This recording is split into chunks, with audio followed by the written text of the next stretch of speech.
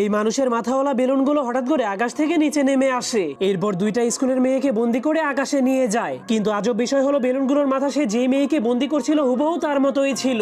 এরপর বেলুনগুলোর মাথা তাদের পিছু করার কারণে দুইটা মেয়ে জীবন বাঁচানোর জন্য একটা ছোট্ট জায়গাতে লুকিয়ে পড়ে। কিন্তু তবুও বেলুনগুলো তাদের লম্বা রশির সাহায্যে সেই মেয়েগুলোকে সেখান থেকে বের করার চেষ্টা করে, যার কারণে সেই মেয়েগুলো অনেক ভয় পেয়ে যায়। কিন্তু তখনই একটা ছেলে এসব দেখার পর সেই মেয়েগুলোকে বাঁচানোর জন্য একটা বেলুনকে তীর মেরে দেয়, যার ফলে একটা বেলুন ফেটে যায়। যা দেখার পর মেয়েগুলোর মনে হয় তাদের জীবন বেঁচে গেছে। কিন্তু তখনই একটা মেয়ের মাথা সেই বেলুনটার মতোই ফেটে যায়। এজন্য আরেকটা মেয়ে অনেক ভয় পেয়ে সেখান থেকে পালিয়ে যায়। কিন্তু এরপর একজন সাংবাদিক নিউজ করার সময় তার মতোই একটা বেলুন তাকে ধরে নিয়ে যায়। এরপর খবরের মাধ্যমে পুরো শহরের মানুষদেরকে বলে দেওয়া হয় জীবন বাঁচাতে চাইলে আপনারা কেউই আপনাদের ঘর থেকে বের হবেন না, আর যদি আপনারা এই বেলুনগুলোকে ফাটিয়ে দেন তাহলে আপনারাও মরে যাবেন। কিন্তু এটা বলার পর সেই রিপোর্টার বাড়িতে যাওয়ার জন্য তার অফিস থেকে বের হয়ে দৌড়াতে শুরু করে। কিন্তু সে তার বাড়ির সামনে পৌঁছালেই তার মতোই দেখতে একটা বেলুন তাকেও ধরে নিয়ে যায়। তখন তার পরিবার দাঁড়িয়ে দাঁড়িয়ে সবকিছু